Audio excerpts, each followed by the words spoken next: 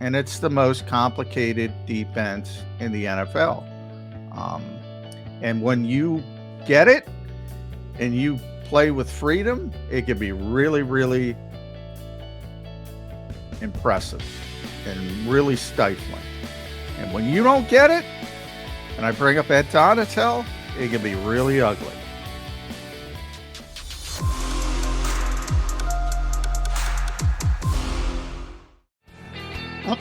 Welcome back in, everybody, to Birds 365. We're going to go into our part 2 of the defensive breakdown today. Over 8,000 views and counting on Johnny Mac's part 1 masterclass of the Vic Fangio defense. No, it is not a 3-4 defense. Johnny Mac explained that yesterday. So if you missed that segment, make sure you go back and watch it on the JAKIB YouTube channel, John McMullen's masterclass. Over 8,000 views, so good stuff. And we'll get into part 2 now. Johnny Mac, let's get into it. Part 2. We're going to go back end now. What's the role of the safeties and the cornerbacks in this? Oh, boy, man. We need a 15-hour show for this. I'll try to, and this is the most complicated part of the defense, and it is complicated from the perspective of so many things being asked. Now, coverage is coverage, as all corners and safeties will tell you. So they're used to the different versions, but to use so many in one sort of philosophy is kind of rare. So basically, where I would start is, he almost always starts with a split safety look, and then he spins off into whatever coverage he's going to call. And when you do split the field, you're basically talking about two basic coverages, and that's cover 2 and cover 4, which I think most people are familiar with cover 2, which is pretty simple. And then quarters coverage is a little bit more difficult, which is, coaches can do it in a different way. So when we talk about coaches copying Vic Fangio, and he said people take some little pieces, not everybody does everything the same way. What he's talking about is you can have a pure zone guy. So that might be you drop to a spot, for instance, and that's it, which is probably the simplest way. You got zone match principles, which is underneath defenders have to pass off the routes as they go into specific zones. And then you have man match principles, which will look like man coverage at times, but really isn't. And once the zone match is completed, basically it becomes man to man. So it's very complicated. And then from Vic's evolution himself, he really plays more cover 3 than he has in the past, which is a good indication from, he's realized that you have to switch things up. You have to evolve. I think evolution is a key to everything, because if people get used to it, it becomes easier to deal with. And by people, I mean quarterbacks, especially veteran quarterbacks. And I think you've seen that with some of the Fangio defenses. Ed Donatel, particularly, is one of his best friends, has really struggled because people knew what he was doing. And it was too easy for quarterbacks. So he's evolved, and he plays more cover 3, which is basically where that flat defender comes in, or hook defender, whatever you like, whatever you want to call it. And basically that's to get sort of in the way and make things a little bit more difficult. And he toggles back and forth through all this stuff, and week to week it'll be different. And that's why we talk about 3-4 defense, which I don't like that term, as Xander said, but they play odd man fronts. But that's not a good description of what they do, because they'll simply toggle to a 4-man front on the next play, potentially. As Vic said, it's a very versatile defense. And when he also talked about, as we got in with Bill, about going back to basics, if you struggle, that's what he's talking about. Because if your head is spinning, you can imagine the young players. Right. And occasionally you want to simplify it. But basically, right now, so if he's rushing 5 and dropping 6, which he doesn't often do, his blitz percentages are low 20% at best. Um, you know, there's a little bit more, he calls it fire zone 3. Um, and then if he rushes 4 and drops 7, which is typical, more typical. Right. Um, you have a lot of 2-by-2 formations. That's where he adds the hook defender, the extra hook defender to try to deal with that underneath. And last year he had a lot of success with Andrew Van Ginkel, and that's what we were all trying to bring up. I was trying to bring up with Zach Bond, because Howie mentioned him as a similar sort of upside to an Andrew Van Ginkel player. And I said, well, that's interesting, because he had a lot of success with that type of defender. Now, maybe it changes because he doesn't have that defender here. And I've talked about big nickel and using an extra safety.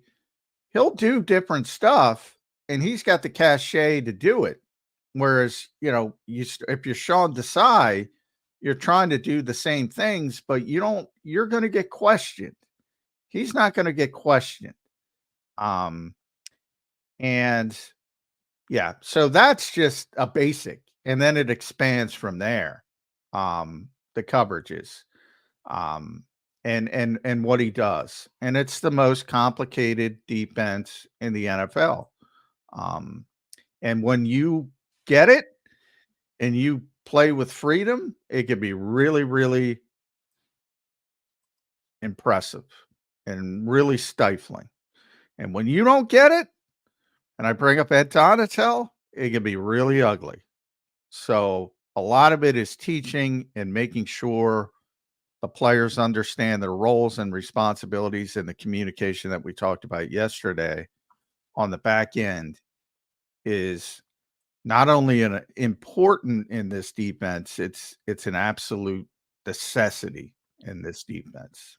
How much correlation is there to what they would run on the back end in coverage, cover 3 quarters, cover 2, versus what And they by the do? way, he calls his cover 3 cover 9.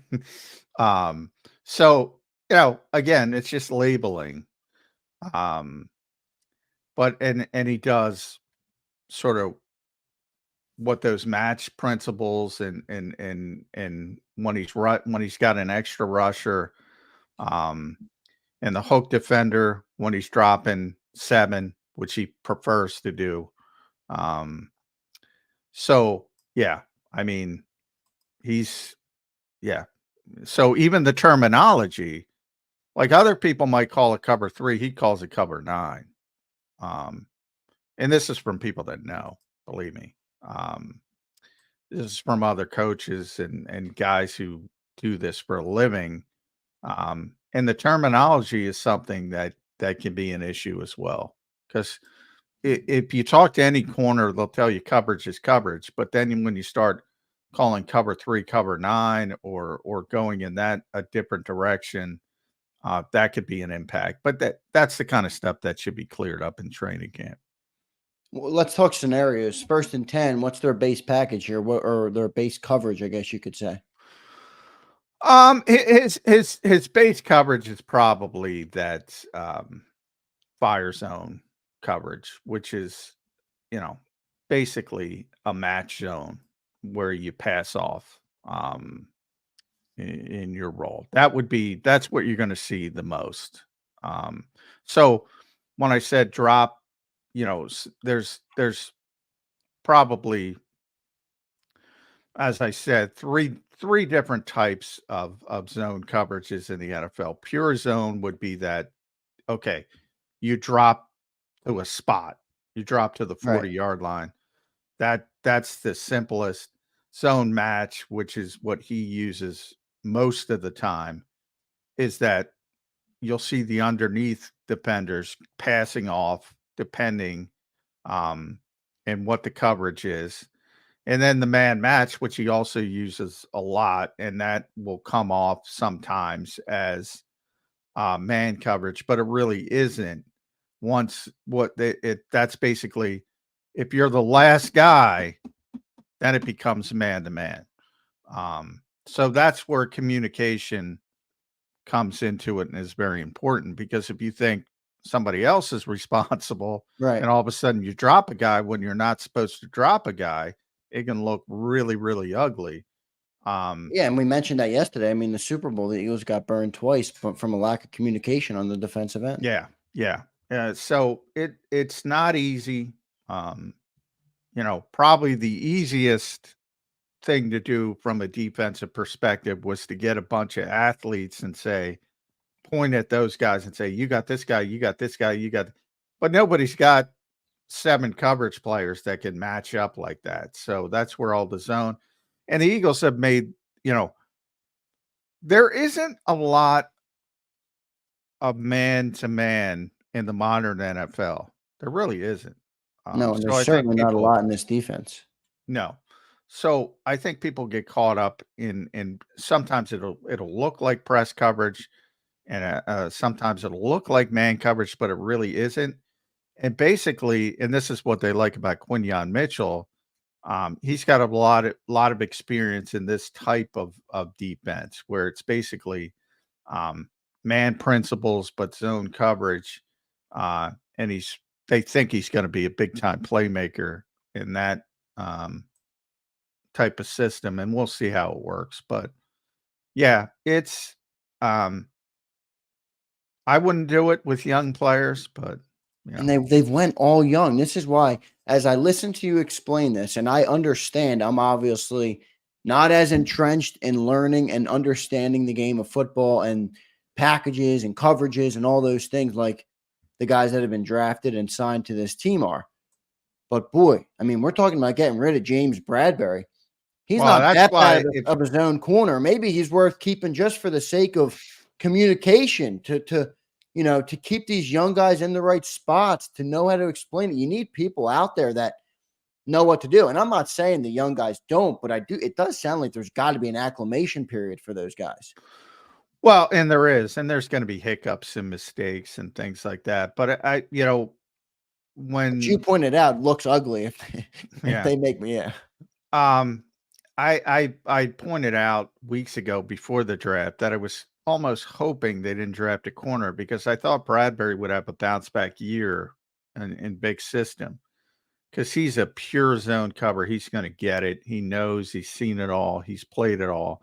And I still think he'd have a bounce back season. I just don't think the opportunity is there any longer, because there's no room for him now.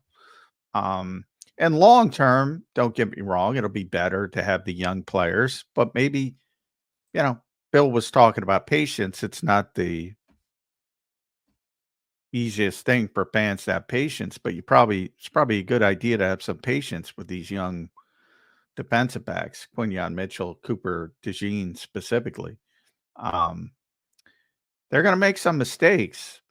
Don't expect, there's going to be some blown coverages and things like that. Um, and I don't know if they have that hook defender, flat defender yet. I don't think they do. I don't see an Andrew Van Ginkel on this roster.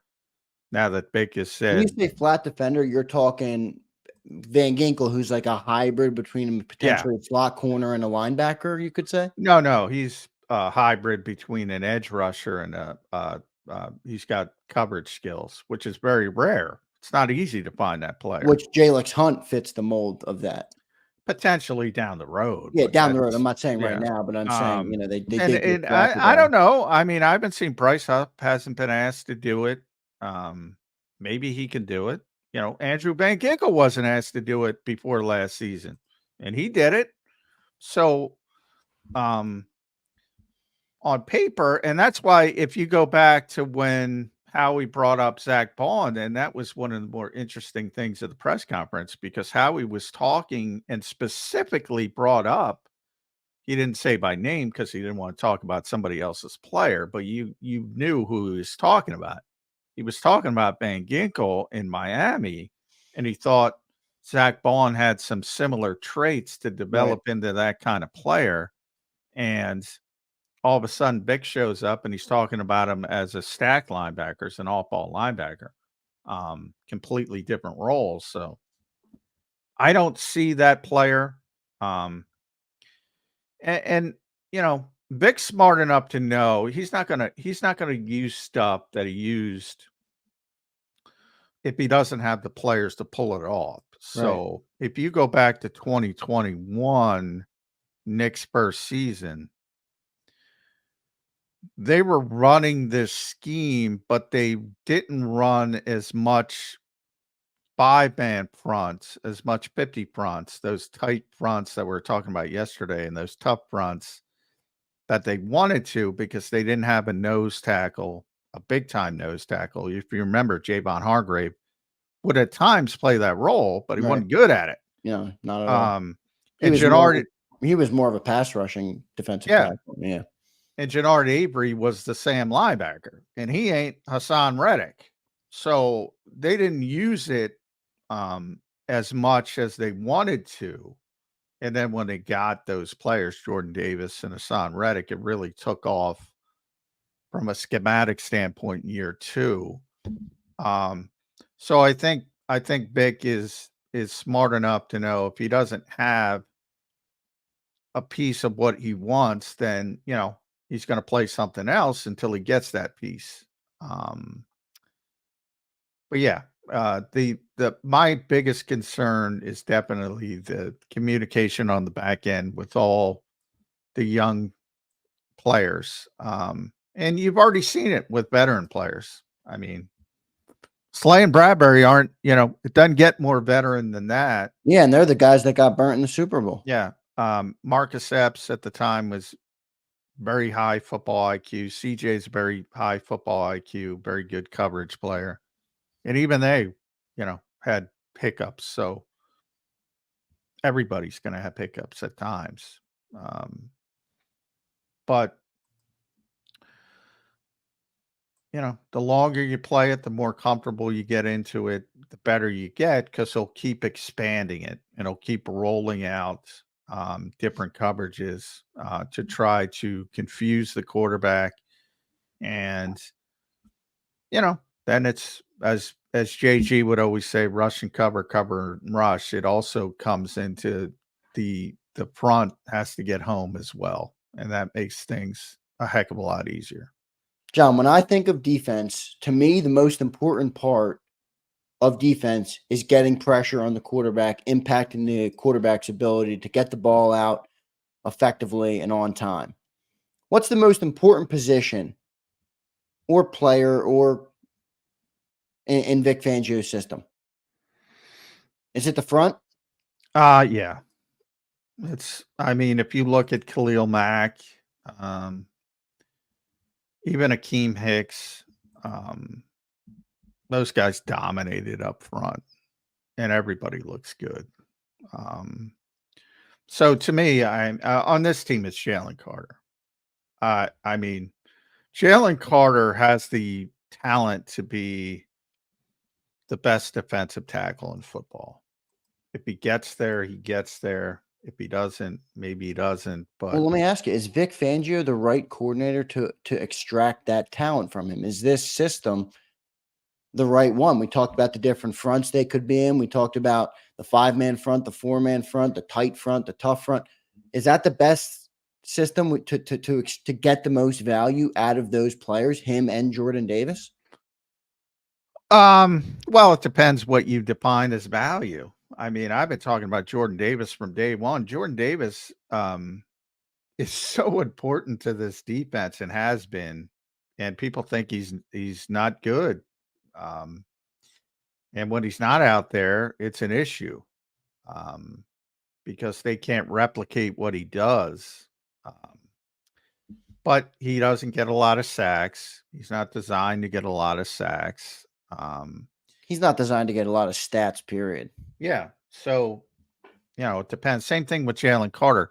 Could he go somewhere else and get a bunch of sacks and be a double-digit sack guy? Yes. Is he going to get less in this defense? Yes. Can he be impactful? Yes. Akeem Hicks, I think, was for a few years, life moves so fast in the NFL. He was probably the most underrated player in football. He would just blow up plays on a consistent basis. He was impossible to block. Um, but it wasn't designed to put up big sack numbers or things like that. And Jalen will get sacks because he's so talented, but he's not going to be Aaron Donald. And he could go to a defense. Nobody's Aaron Donald. That's unfair. Um, but if he were in the old school Jim Schwartz defense,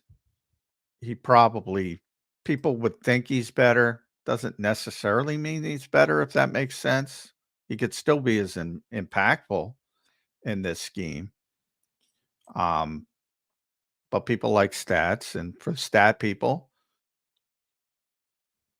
yeah, maybe the perception will be. But to me, it's not about perception. It's about impact on the game. And he'll have a very good opportunity to have a huge impact on the game.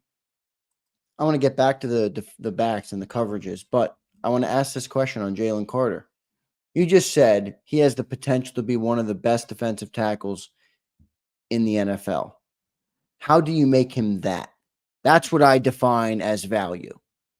If you say Johnny Mack, and I think this is not just Johnny Mack, this is many people believe, he has the potential to be one of the most talented DTs in the NFL.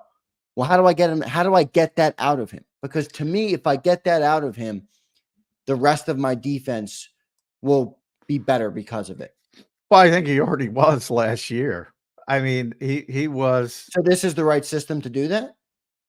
Well, again, yeah, he's sort of going to be good no matter. And that's what Vic said. He's going to be good no matter what. When I bring up Kelsey talking about he played with two players, and I think he undersold it. I think he could have put Lane in there. I think he could have put AJ. But he said he played with two players that would have been successful regardless of scheme, philosophy, supporting cast. And he said Jason Peters and Fletcher Cox. Jalen's a similar guy. He's going to be successful wherever you put him, and that's exactly what Vic said. He already, if you go to the PFA, it was Dexter Lawrence, Aaron Donald, Quinnen Williams, Derek Brown, Chris Jones, Jalen Carter. He was the sixth best defensive tackle last year as a rookie. Now, what you want, Dexter Lawrence had some injuries, so I'll throw him out. Aaron Donald played 916 snaps. Quinnen Williams played 778. Derek Brown played 938. Chris Jones played 947. Jalen played 599. So you want him to be up in that 900 range. And that has to do with more of conditioning and playing at Georgia and rotating and not being used to it. So they have to get that 599 up to 900 and have the same impact.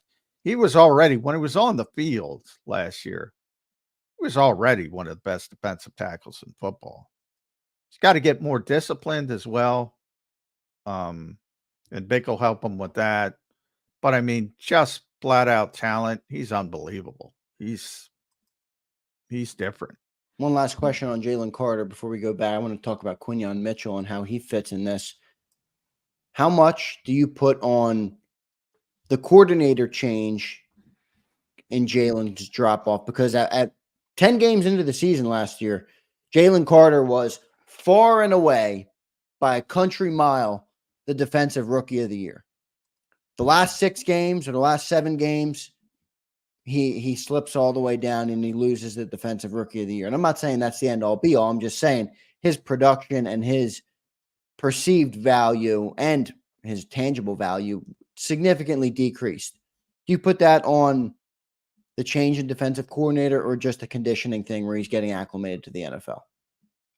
Probably a little bit of both. Certainly.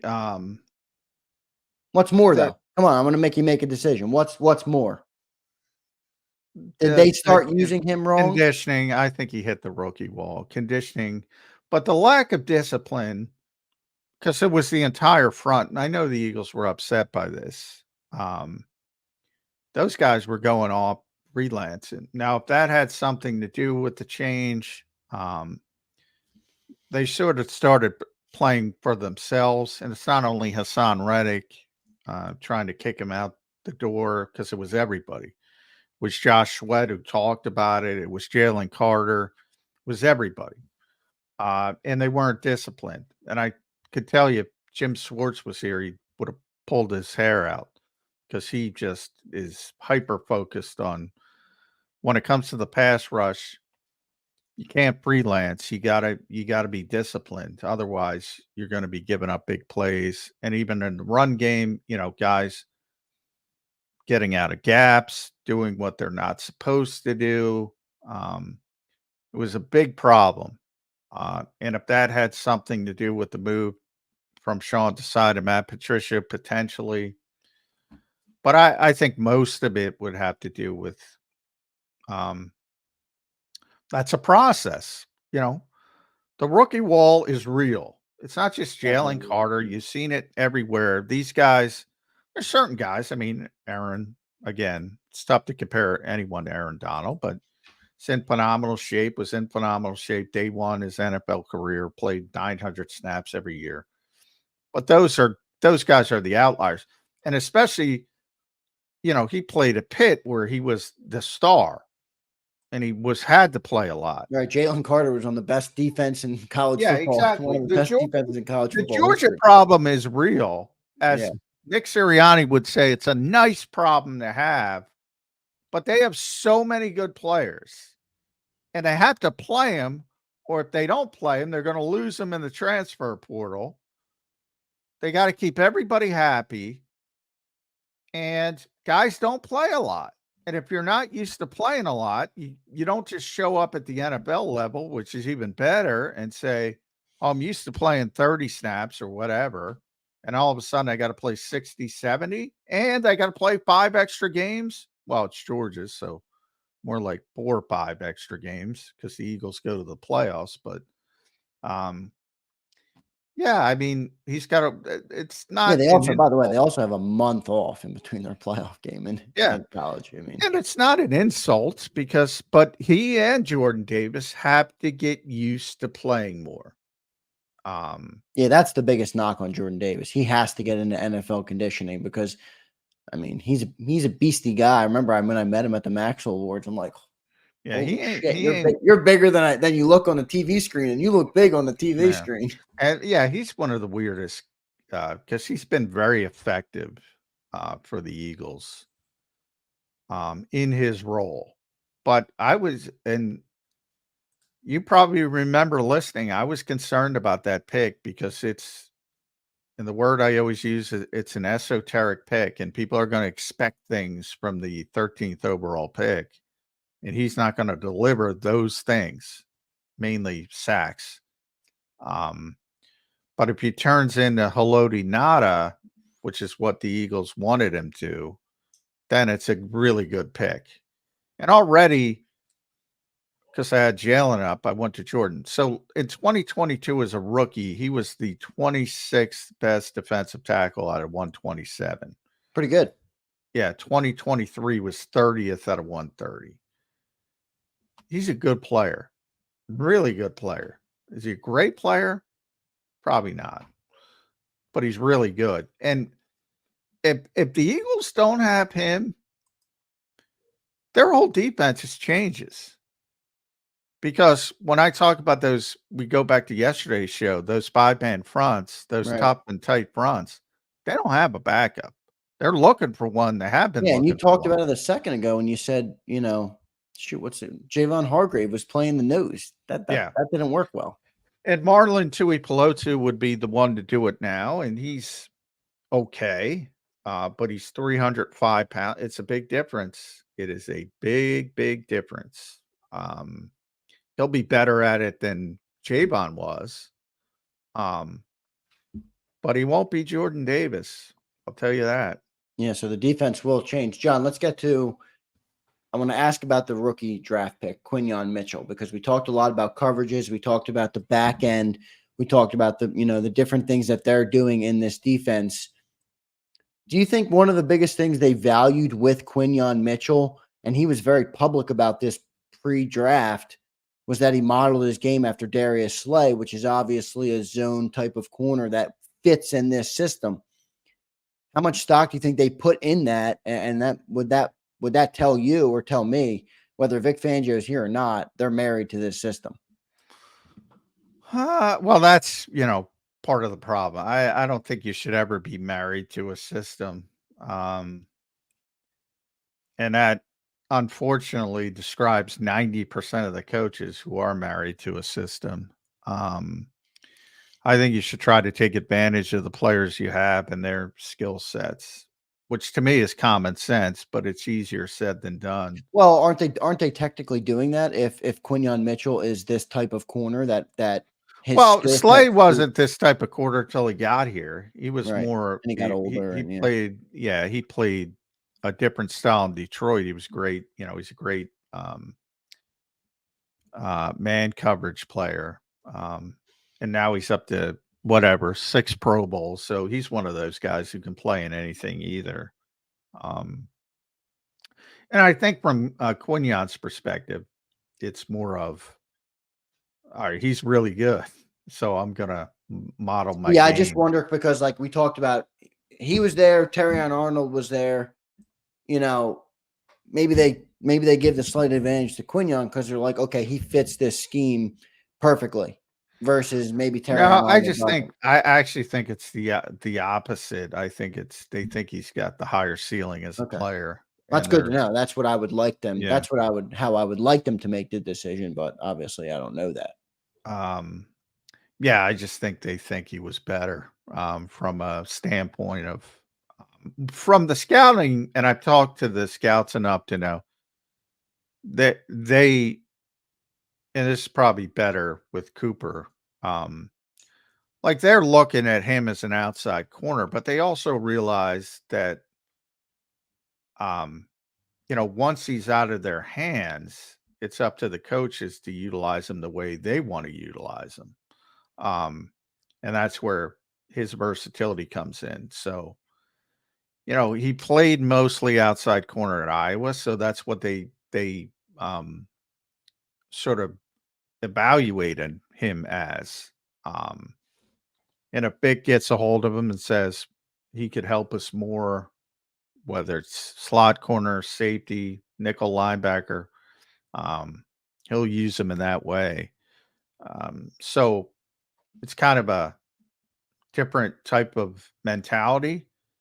But from now, Howie's got it both. Howie's got to think about that more than the scouts. The scouts are just evaluating players. And Howie's got to figure out what the coaches want and how it fits and all that kind of stuff. And that's the difficulty of that job. And it's a very difficult job. But yeah, I wouldn't get, and you've seen it now with coordinators, this has been a very successful team. And over the Nick Sirianni era, for the most part, made the playoffs every season, made a Super Bowl, NFC Championship, yada, yada, yada. And they've already gone through Shane Steichen, Nick himself, if we want to go back to that, Brian Johnson. And defensively, they've gone through Jonathan Gannon, Sean Desai, Matt Patricia. Here we are again. I wouldn't get caught up in drafting people for scheme. And I think the Eagles are pretty good with that. We'll get to a commercial break soon. We have Caden Steele from NJ.com coming up next. Last question, Johnny Mac, on the coverages and what we've talked about for really the last 2 days now. Let's assume Cooper DeJean is playing corner, either slot corner or outside corner, whatever one. We talked about big nickel where there's 3 safeties on the field. Do they have enough safeties on the roster? I mean, we got Sidney Brown, we got Reed Blankenship, you got CJ Gardner-Johnson. But if there's going to be packages where there's 3 safeties on the field, they're going to need more players at that position, or maybe one of the corners, one of the 14 corners they have, does move to safety. Yeah, well, a lot of people keep thinking. A lot of people want Justin Simmons. There's a couple people in the chat talking about Justin Simmons. Yeah. Yeah, I mean, there's only 3 proven ones, so to speak, but, if you wanna consider Sydney proven, um, they did move Tristan McCullum there. They moved essentially, I think they're gonna move Mekhi Gardner full-time there. We'll see how it works out. Um, and they have some bodies, but if you want an impactful player, I don't think that's coming because I think they like Reed Blankenship. I Um, think Cooper DeJean might make sense at safety. well, and he might, and he's versatile. And that's the thing. He can play there if you need him to play there. I can tell you they're starting him at outside corner. Doesn't mean he's finishing there. And Right. Vic explained that. You start somebody at their primary position, then you work in the secondary position. Now, for Cooper, that's already started, but it's outside corner is the primary position, slot corner is the secondary. So they haven't gotten to safety yet. That doesn't mean they won't get to safety. Avonte Maddox, injuries demanded he play safety as a rookie.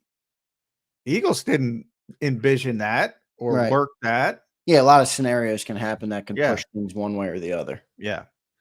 But he does have the versatility. I could just tell you they're not thinking about it yet.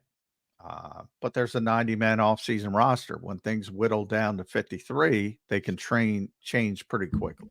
Yeah, with the linebacking core though, I'm guessing after the last 2 days of conversation on defense, I'm guessing they're going to be running more big nickel than maybe we're thinking, solely based on the skill level. Well, I've said at that, but linebacker. that is pure speculation on my part because I don't like the linebacker. Yeah, but it's fair speculation because the linebacking core sucks. Well, on paper, it doesn't look good. I mean, Nakobe Dean's done nothing. Devin White has had 4 straight years of pitiful linebacker play. I know everybody wants him to reach what he did his rookie year. The linebackers aren't good. I mean, I don't know. You could be an Eagle homer for all I care. The linebacking core is not a good linebacking core by any metric. If you're grading the league at linebacker, Eagles would be bottom 5. Easily. Bottom 5. Yeah. So big nickel, I think, is going to come into play. So we'll see how it all plays out. Let's get to a commercial timeout. Coming up next, Caden Steele, who's great on the draft, writes for NJ.com, does a lot of great work for them covering the Eagles. So we'll talk to him. We'll get his opinion on some of these things. Maybe talk to him about Cooper DeJean. Could he play safety? We will see how it all pans out. And let's get to a commercial timeout. Coming up next, Caden Steele from NJ.com. If you missed any of today's show on the JAKIB Media channel, listen to the podcast on your way home. Available on YouTube, Apple, and Spotify.